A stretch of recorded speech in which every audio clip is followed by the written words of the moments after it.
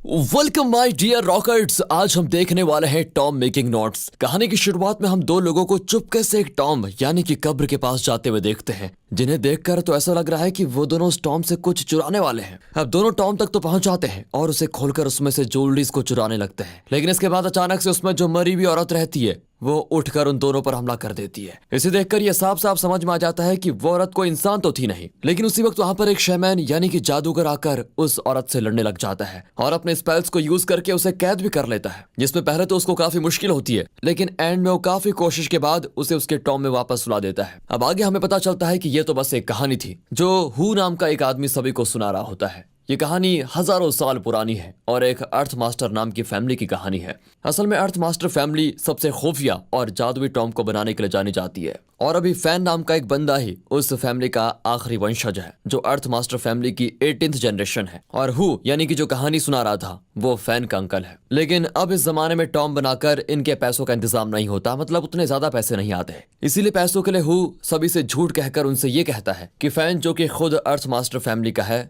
वो आपकी सभी प्रॉब्लम्स को ठीक कर देगा और यहाँ तक कि आपको किसी भी टॉम को भी खोजने में मदद करेगा। वो सब जानता है और जिस मार्केट में ये दोनों काम करते हैं उसे टॉम रेडर कहा जाता है। टॉम रेडर यानी कि उन कीमती टॉम्स को ढूंढना जिनके अंदर ढेरों सोने चांदी की चीजें होंगी, और ये प्रोफेशन यहाँ पर बहुत ही फेमस होता है। अब हम वहीं जैंग नाम के एक टॉम रेडर गैंग को देखते हैं जो कि काफी हद तक गैंगस्टर्स की गैंग होती है और वो टॉम को पाने के लिए किसी भी हद तक जा सकते हैं क्योंकि बस उन्हें सोना चांदी वगैरह ही चाहिए। वहीं पर जैंग को फैन के बारे में पता चलता है कि फैन ये एक ऐसा आदमी है जो किसी भी टॉम को खोज सकता है और वो अर्थ मास्टर फैमिली से है, यानी कि उसको कई सारे मैजिकल स्पेल्स भी आते होंगे। अब ये बात तो दोस्तों आप और हम जानते हैं कि ये झूठी बात है क्योंकि ये तो पैसे कमाने के लिए कर रहे हैं, लेकिन इन्हें नहीं पता ना। जिसके बाद जैंग फैन और हो को बड़ी चालाकी से अपनी गैंग के बीच में ला देता है और जबरदस्ती उन्हें धमकाकर एक टॉम को खोलने के लिए कहता है। इस टॉम को कुछ ही दिनों पहले जैंग और उसकी गैंग ने ढूंढा था। अब डर के मारे फैन को ना चाहते हुए भी उस टॉम को खोलना ही पड़ता है और उसी दौरान हम उसके हाथों में एक डिवाइस को देखते हैं जिसका नाम होता है गोल्डन जेड, जो कि सिर्फ अर्थ मास्टर फैमिली के मेंबर्स के पास ही होता है और ये डिवाइस यिन और येंग एनर्जी को सेंस कर पाती है। हाँ दोस्तों, यिन और येन एनर्जी का मतलब है पॉजिटिव और नेगेटिव एनर्जी। अब फैन जब टॉम को खोल रहा होता है तो पता चल जाता है उसको कि ये टॉम तो शापित है और इसे खोलने से कुछ तो बुरा होगा, लेकिन फिर भी जैंग उससे जबरदस्ती वो टॉम खुलवाता है और अगले ही पल उसमें से एक अजीब सा क्रिएचर बाहर निकलता है और जैंग के एक मेंबर पर हमला कर देता है। अब ये देखकर वहां पर सभी डरकर भाग जाते हैं। इसी का फायदा उठाकर फैन और हु भी वहां से भाग जाते हैं। आगे घर जाते हुए फैन हु से ये कहता है कि देखो, मैं ये काम वापस नहीं करूंगा, चाहे पैसे कम मिले, लेकिन इसमें जान का कितना खतरा है तुम जानते भी हो, और सच बताऊं तो मुझे लोगों से झूठ बोलना बिल्कुल भी अच्छा नहीं लगता। जिसके बाद दोनों अपने घर पहुंचते हैं और वहां पर फैन के मास्टर को देखते हैं जिन्होंने मरे हुए लोगों जैसे कपड़े पहने हुए होते हैं। फैन जब अपने मास्टर से इसका कारण पूछता है तो वो उसे कहते हैं कि मेरा समय पास आ चुका है बेटा, और मुझे पता है कि अब मैं ज्यादा दिन जिंदा नहीं रह पाऊंगा। ये सुनकर फैन अपने मास्टर से ऐसा ना करने के लिए कहता है और तभी वहां पर हु आकर फैन को एक आर्टिफैक्ट दिखाता है जो हु ने उसी टॉम से चुराया था जो फैन ने अभी कुछ देर पहले खोला था। फैन फिर उस आर्टिफैक्ट को खोलता है जिसमें उसको एक स्क्रॉल किया हुआ पेपर मिलता है और जब फैन उस पेपर को चेक करता है तो वो पूरी तरह से शॉक में रह जाता है क्योंकि उस पेपर के अंदर माउंट ड्रैगन टाइगर तक जाने का मैप होता है और माउंट ड्रैगन टाइगर वो जगह है जहां पर गो डिंगफेंग की कब्र यानी कि टॉम को रखा गया है और गो डिंगफेंग ही अर्थ मास्टर फैमिली के फाउंडर थे जिनके पास इनफाइनाइट नॉलेज थी और मैजिकल पावर्स भी बहुत ज्यादा, और ये सारी चीजें उन्होंने एक नोट पर लिखी होती है और ऐसा कहते हैं कि वो नोट अब भी उसी टॉम में है जिसे अगर किसी ने ढूंढ लिया तो वो रातों रात इस दुनिया में कुछ भी हासिल कर सकता है। उस मैप को दोनों देखकर बिल्कुल दंग रह जाते हैं, पर तभी वहां पर एक लड़की आकर मैप को उनसे छीनने की कोशिश करती है। इसका नाम है किंग, जो कि ग्रीन आइड नाइट ऑल निंजा होती है। ये एक निंजा की कम्युनिटी है जिसकी आंखें ग्रीन होती हैं दोस्तों। और फिर किंग उनसे मैप लेने में कामयाबी हो जाती है क्योंकि वो टॉम रेडर मार्केट से ही इन दोनों पर नजर रखी हुई थी। पर जब किंग उसको लेकर भाग रही होती है तभी वहां पर जैंग अपने लोगों के साथ आ जाता है और किंग को पकड़ लेता है। इसके बाद किंग जैंग से कहती है कि तुम्हें मेरी जरूरत तो पड़ेगी, वरना तुम भी उस टॉम तक नहीं पहुंच पाओगे, उससे पहले मर जाओगे, लेकिन हाँ तुम्हें इन दो निकम्मों की भी जरूरत पड़ेगी, यानी कि हु और फैन की। इसके बाद मैप को फॉलो करते हुए जैंग सभी को एक पहाड़ के पास लेकर आता है और वहां कर वो फैन को कहता है कि तुम अब उसका पता लगाओ उस टॉम का। अब दोस्तों फैन को तो अभी तक लग रहा था कि वो झूठ कह रहे हैं कि उसमें कुछ पावर्स हैं, लेकिन लेकिन उससे भी अच्छे से नहीं पता कि उसके पास ऐसी शक्तियां हैं जिससे वो गुप्त टॉम्स को खोज सकता है। उसके पास सच में ये शक्तियां हैं। आगे फैन टॉम को खोजने की कोशिश करता है, जिसे उससे अपने मन में उसका रास्ता भी पता चल जाता है। जिसके बाद सभी वहां पर जाते हैं और उसके दरवाजे को खोलने के लिए गोल्डन जेड का इस्तेमाल किया जाता है। दरवाजा तो खुल जाता है, पर इसकी एक कंडीशन होती है, और वो ये है कि दरवाजा सिर्फ अगले 24 घंटे खुला रहेगा, जिसके बाद ये हमेशा के लिए अपने आप बंद हो जाएगा। खैर, आगे सभी एक ऐसी जगह पर पहुंचते हैं जहां चारों तरफ कुछ छोटे बच्चों के स्टैचूज होते हैं, जो अगले ही पल अपनी जगह से बिल्कुल हिलने लग जाते हैं, और धीरे धीरे करके वहां पर रखे हुए 72 स्टैचूज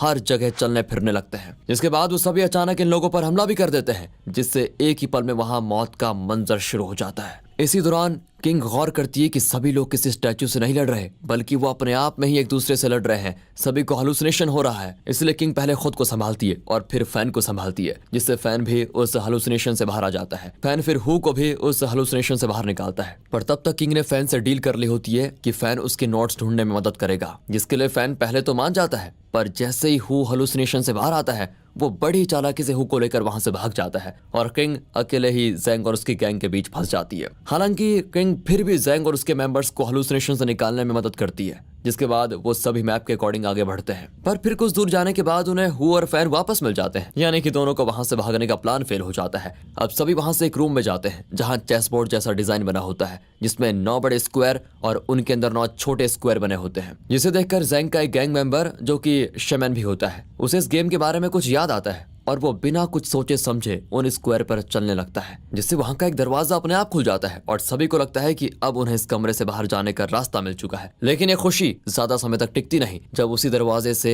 एक बड़ा सा क्रिएचर बाहर आता है, जो आते ही एक एक करके सभी को बुरी तरह काटने लगता है, जिससे कई जनों की बहुत बुरी तरह मौत हो जाती है। इसके बाद फैन खुद उस चेस बोर्ड को सॉल्व करने की कोशिश करता है और उससे एक दूसरा दरवाजा वहां पर खुलता है, जिसके जरिए सभी वहां से बाहर निकल आते हैं। लेकिन इसमें ज़ैंग के कई मेंबर्स भी मारे जाते हैं। यहाँ से आगे सभी अब एक नदी के पास पहुंचते हैं, जहां से गुजरते हुए हु उस नदी में गिर जाता है और उसके पैरों से एक लोहे का चेन बन जाता है, जिस वजह से वो चाह कर भी पानी से ऊपर नहीं आ पा रहा होता है। फैन फिर हु की मदद करने वहां पर जाता है, लेकिन वो भी हु को लाने में नाकामयाब रह जाता है। जिसके बाद किंग नीचे जाती है और उन चेन्स को हटाकर वो हु को बचा लेती है। लेकिन इससे वहां पर तैर रही हजारों साल पहले की औरतों की लाशें अपने आप पानी से ऊपर आकर बैट जैसे क्रिएचर्स में बदल जाती है, जो फिर से इन लोगों पर हमला करती हैं। और अपनी जान बचाने के लिए ये सभी अब दूसरे कमरे की तरफ जाते हैं, जहां पहुंचते इनकी लॉटरी लग जाती है, क्योंकि ये अब तक का अकेला एक ऐसा कमरा है जहां ट्रैप के अलावा कई कीमती चीजें रखी होती हैं। यहाँ पर हमें ये भी पता चलता है कि किंग इन नोट्स को इसलिए ढूंढने आई थी ताकि वो नोट्स में लिखी हुई कुछ दवाइयों के बारे में जान पाए, और ये वो दवाइयां हैं जिनसे नाइट आउल निंजा कम्युनिटी की हजारों साल पुरानी प्रॉब्लम, यानी कि उनकी ग्रीन आई की प्रॉब्लम ठीक हो सकती है। यानी कि किंग ये चाहती है कि हमारी कम्युनिटी के सारे लोगों की आंखें भी बिल्कुल नॉर्मल हो, और वो इसीलिए करना चाहती है क्योंकि हरी आंखों वालों को सभी दानव की तरह देखते हैं। आगे जब ज़ैंग के गैंग मेंबर्स वहां के सभी चीजें उठाने लगते हैं, तो एक ट्रैप एक्टिवेट हो जाता है, जिसकी वजह से उस रूम का फ्लोर 2 हिस्सों में बढ़ जाता है, और जो फ्लोर के नीचे गिर जाते हैं उन्हें लगता है कि वो तो अब गए, लेकिन होता इसका उल्टा है। बल्कि जो फ्लोर के ऊपर जा रहे थे उन्हें अचानक से कुछ एरोज आकर शूट कर देते हैं, जिससे ज़ैंग के गैंग मेंबर शमन की डेथ हो जाती है। इसके बाद वो जगह टूटने भी लगती है, जिसकी वजह से सभी वहां से भाग जाते हैं। लेकिन एक और गैंग मेंबर कैनन के साथ कई और गैंग मेंबर्स की भी डेथ हो जाती है। इससे ज़ैंग काफी टूट जाता है, और उसी दौरान किंग, फैन और हु उन सभी से दूर भागकर अकेले आगे बढ़ने लगते हैं। अब यहाँ से सभी एक ऐसे पहाड़ पर आगे बढ़ते हैं जिसके ऊपर एक औरत की बड़ी सी स्टैचू बनी होती है। इस पर फैन कहता है कि ये चीज कुछ सिंबलाइज कर रही है। ये जगह पूरी तरह से ड्रैगन ही है। अभी कुछ समय पहले हम ड्रैगन की बॉडी में थे, अब हम जहाँ पर खड़े हैं वो ड्रैगन की वेन्स यानी कि नसें हैं, और हमें ड्रैगन के सर तक पहुंचना है जहाँ पर टॉम रखा हुआ है। उसी वक्त वहाँ पर ज़ैंग अपने बचे कुछ गैंग मेंबर्स के साथ पहुंच जाता है, और फिर इन तीनों को ज़ैंग के साथ चलना पड़ता है,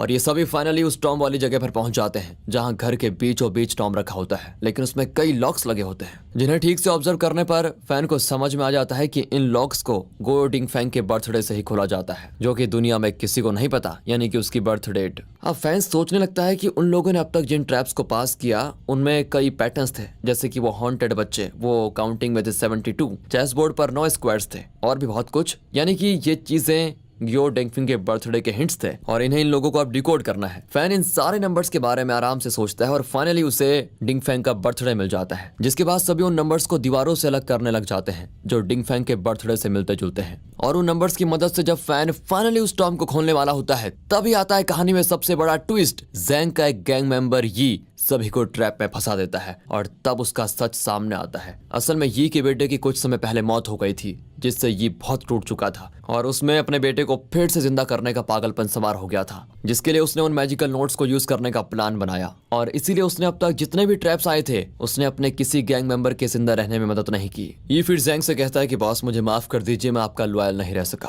पर मेरा अगला जन्म आपके लिए होगा जहां मैं अपनी पूरी जिंदगी आपके लिए बिता दूंगा। बस इस बार आप लोगों को अपनी जान देनी होगी। इसके बाद ये अपने बेटे की डेड बॉडी को टॉम पर रखता है और सभी को सेक्रीफाइस करने के लिए आगे बढ़ता है, लेकिन उससे पहले किंग फैन को आजाद कर देती है और ये देखता है कि उसका बेटा जिंदा हो गया है। लेकिन ये असलियत नहीं, ली का हेलुसिनेशन था। ये को बस ऐसा लग रहा होता है कि उसका बेटा जिंदा हो चुका है, पर अब तक वो अपने बेटे की डेड बॉडी ही हाथ में लिया हुआ था। ये फिर अपने बेटे को गले लगा लेता है, पर तब तक हम देखते हैं कि उस टॉम से निकलकर एक स्कॉर्पियन उसके बेटे के शरीर के पास चला जाता है, जो अगले पल ये को काट देता है और इससे उसकी डेथ हो जाती है। हालांकि इससे वो टॉम खुल जाता है जो कि किसी सेक्रीफाइस के लिए ही रुका हुआ था। फिर सभी टॉम के अंदर देखते हैं, उन्हें वहां पर 2 डेड बॉडीज मिलती हैं जो कि गुओ डिंगफेंग और उनकी वाइफ की होती है। वहां पर कई और चीजें भी रखी हैं, पर इससे पहले कि कोई उसमें से किसी चीज को उठाता, वहां का दूसरा ट्रैप एक्टिवेट हो जाता है जो कि सबसे ज्यादा खतरनाक था, और वो ट्रैप है ज़ॉम्बी सोल्जर्स की डेड बॉडी जो उस टॉम को प्रोटेक्ट करती है। वो एक ही पल में उस कमरे में ढेरों जमा हो जाते हैं, जो आगे बढ़ते हुए सभी पर हमला करने लगता है